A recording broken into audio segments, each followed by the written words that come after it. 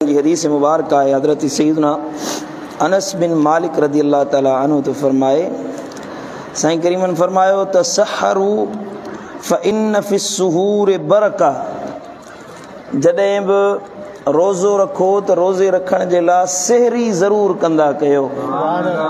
छो जो फ़िस्सुहूर बरका, सहरी में अल्लाह ताला तव्हां जे लाइ बरकतूं रखायूं आहिनि। जे तव्हांखे बरकत खपे, रिज़्क़ में बरकत खपे, तव्हांजी इज़त में बरकत खपे, तव्हांजे माल में बरकत खपे, सेहत में बरकत खपे, त रोज़े सां गॾु सहरी ज़रूर कंदा कयो। हिकिड़ी त माना आहे तसहरु, सहरी कंदा कयो। ॿियो हिन जो मतिलबु आहे त सहरी जे टाइम में अल्लाह ताला बरकत रखाई आहे। सहरी जे वक़्त जी इबादत अल्लाह ताला वटि मक़बूल आहे। सहरी जे टाइम जा सजदा अल्लाह वटि मक़बूल आहिनि। सहरी जे टाइम ते निमाज़ अल्लाह वटि मक़बूल आहे। वक़्त सहरी साईं मुंहिंजा दुआ घुरण क़बूलियत जी निशानी आहे। जॾहिं इहो वक़्तु थींदो आहे जेको सहरी जो टाइम आहे, हदीस मुबारक कसीर हिन बारे में मौजूदु आहिनि। साईं करीमन सल्लल्लाहु अलैहि वसल्लम फरमायो त अल्लाह पंहिंजे बाननि ॾे मुतवज्जे थींदो आहे। रब फरमाईंदो आहे को घुरण वारो त ॾियांसि, आहे को साइल त सुवाल पूरा कयांसि, आहे को तलब करण वारो त उन जा मतिलब पूरा कयां। सुभान अल्लाह। ऐं साईं करीमन सल्लल्लाहु अलैहि वसल्लम फरमायो त इन्नल्लाह व मलाइकतहू युसल्लूना अलल मुतसहिरीन। जेके सहरी करण वारा आहिनि, सहरी जे वक़्त में उथण वारा आहिनि, अल्लाह ऐं उन जा नूरानी मलाइक उन बाने जे मथां रहमतूं मोकिलींदा रहंदा आहिनि। सुभान अल्लाह। इहो शरफ़ मदीने वारे साईं जो आहे, उन जे शान में, मान में, इज़्ज़त में, मक़ाम में मुस्तफ़ा जे लाइ अल्लाह ताला फरमायो इन्नल्लाह व मलाइकतहू युसल्लूना अलन नबी। बेशक अल्लाह ऐं उन जा मलाइक मदीने वारे साईं जे मथां सलातो सलाम मोकिले रहिया आहिनि। महबूबनि जे सदके अल्लाह ताला महबूबनि जी उम्मत खे बि इहो शरफ़ अता कयो हिन रमज़ानुल मुबारक में। जेको सहरी जे वक़्त में उथे, सहरी करे, इन्नल्लाह व मलाइकतहू युसल्लूना अलैहिम, अल्लाह ऐं उन जा मलाइक उन्हनि जे मथां रहमतूं मोकिलींदा आहिनि। सुभान अल्लाह। हबीबन करीमन सल्लल्लाहु अलैहि वसल्लम फरमायो, हिकिड़ो सहाबी हुयो साईं करीमन जे असहाबनि मंझां आयो, चए थो दख़ल तो अलन नबी सल्लल्लाहु अलैहि वसल्लम, साईं करीमन सल्लल्लाहु अलैहि वसल्लम वटि आयुसि, व हुव यतसहरो, इन हाल में जो महबूब सोना सहरी करे रहिया हुया। सहरी जे वक़्त में सहर में मसरूफ़ हुया। फ़क़ाल, मुंह जो ॾिठो त साईं करीमन मूंखे ॾिसी फरमायो इन्नहा बरकतुन अताकुमुल्लाहु इय्याहा फला तदऊहु। हे सहरी जो ताम आहे, हिन में अल्लाह ताला तव्हांखे बरकत अता कई आहे। बरकत खपेव त इन मां फ़ाइदो हासिल कयो। फला तदऊहु, इनखे छॾींदा न कयो, इनखे छॾींदा न कयो। सहरी में तव्हांजे लाइ बरकत आहे। ऐं हबीबन करीमन सल्लल्लाहु अलैहि वसल्लम फरमाया इस्तईनु बितआमिस सहर अला सियामिन नहार। ॾींहं जे रोज़े जे लाइ तव्हां सहरी जे तआम मां मदद तलब कंदा कयो। सुभान अल्लाह। पहिरियां छा थींदो हुयो जो हिकिड़े ॾींहुं जॾहिं इब्तिदा इस्लाम में रोज़ो फ़र्ज़ थियो, रोज़ा फ़र्ज़ थिया त उहो ईअं हुयो जो इफ़्तारी जे टाइम ते खाधो खाओ, वरी साईं मुंहिंजा 24 कलाक फ्री, वरी इन टाइम ते मानी खाइणी पवंदी हुई। राति जो बि मानी खां रुकिजी वञिणो पवंदो, न पाणी पियो, न घरवारी जे वेझो वञो, न साईं मुंहिंजा ताम खाओ, न साईं मुंहिंजा जीअं ॾींहं जो रोज़ो रखिबो आहे, इहो साॻियो मामिलो राति जो बि हुयो। पोइ हिकिड़ो सहाबी हुजे सो राति जे वक़्त में पंहिंजी घरवारी सां कुर्बत करे वेठो। साईं करीमन सल्लल्लाहु अलैहि वसल्लम वटि आयो, अचे अर्ज़ कई या रसूलल्लाह हे माजरा पेश आई आहे। साईं करीमन फरमाया हाणे 60 मिस्कीननि खे मानी खारा। त चई या रसूलल्लाह मां मिस्कीन माण्हू आहियां, 60 मिस्कीननि खे मानी नथो खाराए सघां, ग़रीब मिस्कीन माण्हू आहियां, किथां मां एतिरो पैसो आणींदुसि।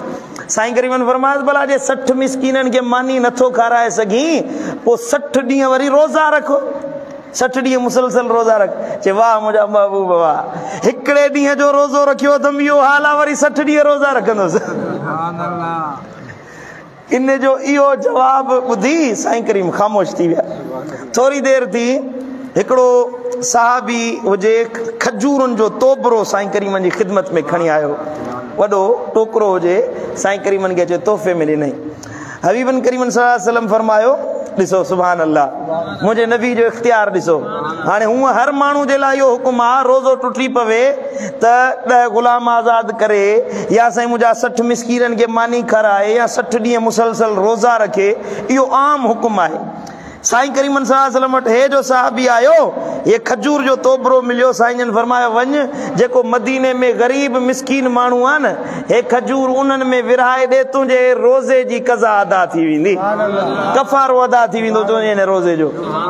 ॿियनि जे लाइ अलॻि हुकुम आहे। हाणे मां पंहिंजो मुस्तफ़ा करीम थो फरमाए, मां पंहिंजो इख्तियार इस्तेमालु कराए 60 मिस्कीननि खे खणी न खारा, 60 ॾींहं रोज़ा न रख, हे तुंहिंजे हवाले थो कयां, हे वञी तूं खा। साईं करीमन के ॾिसी अर्ज़ कई, या रसूल अल्लाह, अल्लाह जी ज़ात जो कसम आहे, सॼे मदीने में मूंखां वधीक ॿियो को ग़रीब मिस्कीन आहे ई कोन, मूंखां वॾो ॿियो को ग़रीब आहे ई कोन। साईं करीमन जो इहो जवाब ॿुधो, हदीस मुबारका जा लफ़्ज़ आहिनि, सुण हबीब एतिरो खिलिया, एॾो मुस्कुराया जो संदन जा ॾंद मुबारक ज़ाहिर थी पिया। साईं जन टाक ॾेई खिलिया हुनजे इन अदा ते, या रसूलल्लाह मूंखां वधीक ॿियो मिस्कीन कोन्हे को, कंहिंखे हाणे वञी विरहाइजे ॾियो त मां पंहिंजे बचनि खे वञी खारायां। साईं जन फरमायो वञ, हे खजूर खण, वञी तूं खा, तुंहिंजे बचनि खे खारा, अल्लाह तुंहिंजो कफ़ारो इन में ई अदा फरमाए छॾींदो। सुभान अल्लाह। हिन सां त इहो माजरा पेश अची वई। पोइ क़ुरान मजीद जी आयत नाज़िल थी त हाणे तव्हां जे लाइ इहा आसानी आहे, मुंहिंजे महबूब जी उम्मत जे लाइ, ॾींहं जो पिर फुटण खां वठी इफ़्तारी ताईं, सिज लहण ताईं तव्हांजे लाइ रोज़ो आहे। बाक़ी सिज लहण खां पिर फुटण ताईं खाओ पीओ, पंहिंजे घर वारियुनि ॾे वञो, इहो तव्हांजे लाइ हलाल कयो वियो आहे। इन जे करे साईं करीमन सल्लल्लाहु अलैहि वसल्लम सहरी करण ते घणी तंबीह फरमाई आहे, घणो मुतनब्बे फरमायो आहे त सहरी कंदा कयो हर हाल में, त जीअं ॿियनि जे मथां ज़ाहिर थी पवे त असां सहरी करण वारा आहियूं ऐं मदीने वारे साईं जे हुकुम ते अमल करण वारा। सम्झो था। ऐं हबीबन करीमन फरमायो त जेकॾहिं को माण्हू सहरी जो उथे, पाण बि उथे ऐं उनजी ज़ाल उथी सहरी पचाए, सहरी जो ताम ठाहे, उहा जेका हथ सहरी जे ताम हे औरतुनि जे लाइ हदीस आहे, उहा औरत जेका घर वारनि जे लाइ सहरी ठाहींदी आहे, राति जो ऊंदे में उथी सहरी पचाए, सहरी जो ताम ठाहे, उन्हनि हथनि जे मथां जहन्नम जी बाहि हराम थी वेंदी आहे। हिन रमज़ान में असां मर्द त अचूं था मस्जिद में, पर मां सोचींदो आहियां त असां जूं मायूं जेके वॾियूं अलाह वारियूं आहिनि, वेचारियूं त इफ़्तारी बि ठाहिनि रोज़े जे हालत में, सहरी बि ठाहिनि राति जो उजागो करे। तॾहिं महबूबन करीमन फरमायो सहरी जे लाइ जेका औरत उथी ताम ठाहे, पंहिंजे वर खे बचनि खे मानी ठाहे खाराए, त उन जे मथां जहन्नम जी बाहि हराम थी वेंदी आहे। सुभान अल्लाह। सहरी ठाहिण वारे ते बि रहमत आहे, सहरी खाइण वारनि ते बि रहमत आहे, सहरी कराइण वारनि ते बि रहमत आहे। बार बार इहा हदीस मूं बयानु कई आहे तव्हांजे साम्हूं, साईं जन बयानु कई त जेको माण्हू कंहिंखे रोज़ो रखाए या रोज़ो खोलाए, त जेतिरो अजुर रोज़े रखण वारे खे ॾिनो वेंदो, ओतिरो अजुर रोज़े रखाइण ऐं खोलाइण वारे खे भला अता फरमाईंदो। सम्झो था। रमज़ान बसि ईअं वञे थो पियो हथनि मां जीअं रेती जी मुठ भरियल हूंदी आहे। 8 रोज़ा 7 रोज़ा गुज़री विया, अॼु 8 जी राति आहे। हे अशरो रहमत वारो वञे पियो मोकिलाईंदो, बाक़ी अचे ॾिहाड़ा बचाए। त इन मां तव्हां हदीसुनि बयानु करण जो मक़सदु इहो आहे त तव्हां इन मां फ़ाइदो हासिल कयो, सभई फ़ाइदो हासिल कयो। थोरो घणो हदीस पहिरियां बयानु कई, वरी बयानु कया। अर्ज़ु कयनि या रसूलल्लाह, असां मां के माण्हू एतिरा अमीर त कोन्हनि के जो माण्हुनि खे रोज़ो खोलाइनि, वॾो ताम ठाहिनि, दस्तरख़्वान लॻाइनि। असां ग़रीब मिस्कीन माण्हू आहियूं, असां पंहिंजे हाल में पूरा आहियूं। साईं जन फरमायो पाणी जे लप ते रोज़ो रखायो या खोलायो, खजूर जी गड़ीअ ते रोज़ो रखायो खोलायो, खीर जे ढुक ते रोज़ो रखायो खोलायो, तव्हांखे बि ओतिरो अजुर मिलंदो जेतिरो मुकमल दस्तरख़्वान लॻाइण वारनि खे अजुर मिलंदो। सुभान अल्लाह। अल्लाह ताला शाल असांखे रमज़ान जे फैज़ान सां माला माल फरमाए। रब असांजे रोज़न नई निमाज़ुन तरावियुन के कबूल मंजूर फरमाए। अल्लाहुम्मा सल्ली अला